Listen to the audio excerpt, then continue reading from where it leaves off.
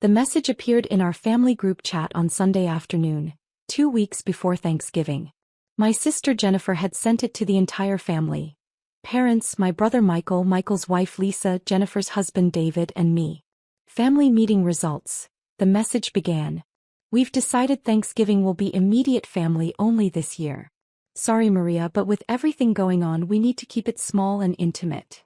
I stared at my phone screen rereading the message. Everything going on? I wasn't sure what that referred to, but the meaning was crystal clear. I wasn't invited to Thanksgiving dinner at Mom and Dad's house for the first time in 31 years. The group chat continued with responses from other family members. Michael, makes sense. Sometimes smaller is better. Lisa, looking forward to a cozy family dinner. David, we'll miss you Maria but understand the decision.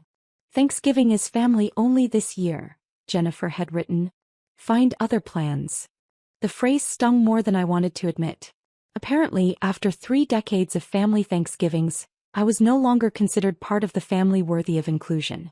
I typed back, understood in joy. It was easier than asking questions that would lead to uncomfortable answers. Whatever their reasons for excluding me, arguing about it would only make things worse. My phone buzzed with a private message from Mom. I'm sorry sweetie.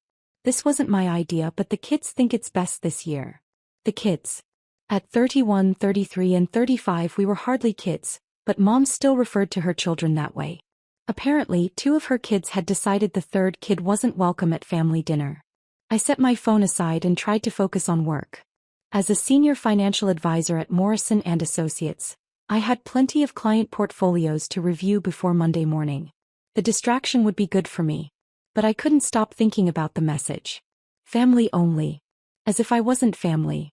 As if 31 years of Thanksgiving traditions had been erased by whatever family meeting had taken place without me. My phone buzzed again. Another message in the group chat from Jennifer. Also, just so everyone knows, David got the promotion. He's now regional sales manager. We're so grateful for all the family support during this difficult time. Difficult time? I scrolled back through weeks of group chat messages, looking for clues about what difficult time Jennifer was referring to.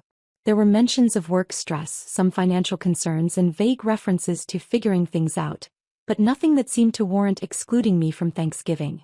Then I remembered. 3 years ago when David had been laid off from his previous job, Jennifer had asked for help with their mortgage payments. She'd been pregnant with their 2nd child, money was tight and they were worried about losing their house. I'd quietly arranged for their mortgage to be paid through one of my investment accounts. No fanfare, no family announcements, just a simple solution to a temporary problem. When David found new employment 6 months later, Jennifer had thanked me profusely and said they'd pay me back as soon as they got caught up. That was 3 years ago. They'd never mentioned paying me back and I'd never brought it up. David's new job had apparently been lower paying than his previous position, and with 2 small children, I understood that money was still tight. So I just quietly continued paying their mortgage. $1,800 per month for 36 months. About $65,000 total. The same thing had happened with Michael and Lisa 2 years ago. Michael's construction business had hit a rough patch during a slow economy, and they'd been struggling with their mortgage on the large house they'd bought during better times. Lisa had called me in tears one evening, explaining that they might lose their house if they couldn't catch up on payments. I'd arranged for their mortgage to be handled through another investment account. $2,400 per month for 24 months. About $58,000. And 6 months ago, when Mom and Dad had mentioned casually that their retirement income wasn't covering all their expenses, I'd quietly taken over their mortgage payments as well. They thought their mortgage company had offered them a special senior citizen assistance program. They didn't know their daughter was paying their monthly housing costs. $1,500 per month for 6 months. $9,000 so far with no end date planned. They didn't know I've been covering their mortgages for 3 years. All 3 families. All 3 mortgages. All handled through different investment accounts so no one would discover the connection. Total monthly payments. $5,700. Total amount paid over the past 3 years. Approximately $132,000. And now they'd decided I wasn't family enough to join them for Thanksgiving dinner. I opened my laptop and logged into my financial management system. 3 automatic mortgage payments were scheduled to process on the 1st of December, just 1 week after their family-only Thanksgiving celebration. I had been planning to continue the payments indefinitely. All three families were still struggling financially, and I had been fortunate with my investments over the past several years. Helping with their housing costs was something I could afford, and family was supposed to help family. But apparently I wasn't family anymore. I canceled all three automatic payments. The next morning, foreclosure notices arrived at all three houses. Actually, they arrived 30 days later, but the banks moved quickly once the payments stopped. Jennifer called me first, her voice panicked and confused. "Maria, something terrible has happened. Our mortgage company says we're behind on payments, but that's impossible. We've been current for 3 years." "That's strange," I said calmly. "What did they say exactly?" "They said the payments stopped coming in November and now we're in default. But we never made those payments ourselves. We assumed." She trailed off and I could practically hear her brain working through the implications. "Jennifer, what did you assume?" "We thought you were still helping us," she said quietly. "Like you did when David was unemployed." "I was helping you. For 3 years. $65,000 total." The silence on the other end of the phone was complete. "65,000, she whispered. $1,800 per month for 36 months. I have all the receipts if you'd like to see them." But why did the payments stop?" "Because you uninvited me from Thanksgiving," I said simply. "You decided I wasn't family. So I decided to stop providing family support." Another long silence. "Maria, I don't understand. What does Thanksgiving have to do with mortgage payments?" "Jennifer, you told me that Thanksgiving was for family only and I should find other plans. So I found other plans for my money too. But we didn't mean. We never said you weren't family. You said Thanksgiving was family only and I wasn't invited. What was I supposed to think?" Jennifer was quiet for a long moment. "We thought. The family meeting decided that with everything going on we should keep it small this year." "What family meeting? And what's everything going on?" "The meeting last Sunday at Mom and Dad's house.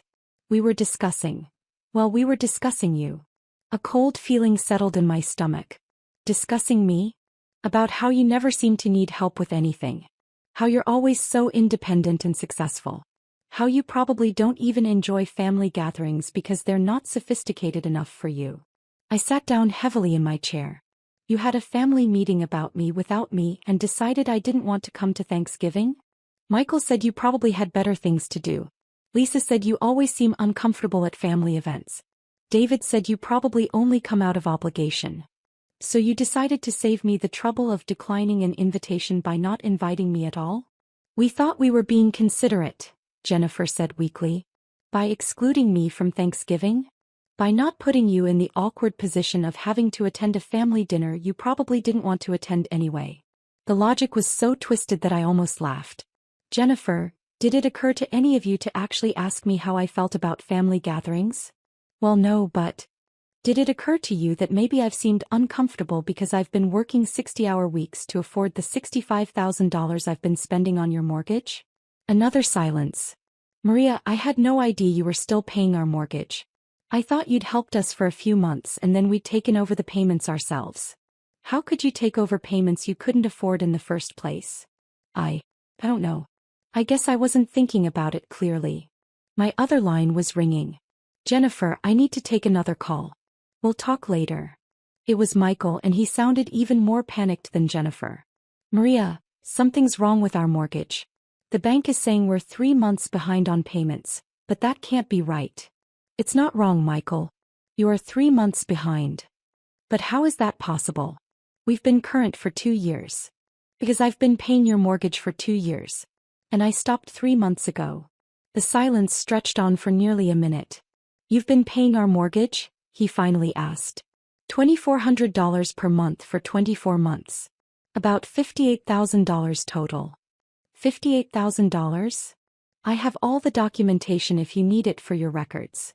"Maria, why didn't you tell us you were paying our mortgage?" "Because you needed help and I could afford to help. I thought that's what family did for each other." "But why did you stop?" "Because you decided I wasn't family enough to invite to Thanksgiving dinner." Michael was quiet for a long moment. "Maria, that's not. We didn't decide you weren't family. Then why wasn't I invited to the family meeting where you discussed excluding me from Thanksgiving? Because we were talking about you. It would have been awkward. More awkward than holding a family meeting to decide that one family member shouldn't be included in family events? When you put it like that, it sounds terrible. Michael, it was terrible. My phone buzzed with another call. Michael, I need to take this call from Mom. I'm sure she's discovered her mortgage situation as well. I switched lines. Maria, sweetheart, I think there's been some kind of mistake with our mortgage company. No mistake, Mom. I stopped paying your mortgage after you decided I shouldn't come to Thanksgiving. You've been paying our mortgage? For 6 months. $1,500 per month. I thought you believed it was some kind of senior assistance program. We did think that, but, sweetheart, why were you paying our mortgage? Because you mentioned that your retirement income wasn't covering all your expenses and I wanted to help. But why didn't you tell us it was you helping? Because I thought it would be easier for you to accept help if you didn't feel like you were taking charity from your daughter. Mom was crying now. Oh, sweetheart, we would never think of your help as charity. Wouldn't you? Because apparently my help isn't worth enough to earn me an invitation to Thanksgiving dinner. Maria, the Thanksgiving thing was the other kids' idea. They thought you seemed stressed about family obligations and wanted to give you a break. By excluding me? By not requiring you to attend a dinner you might not want to attend. I rubbed my forehead, feeling a headache building.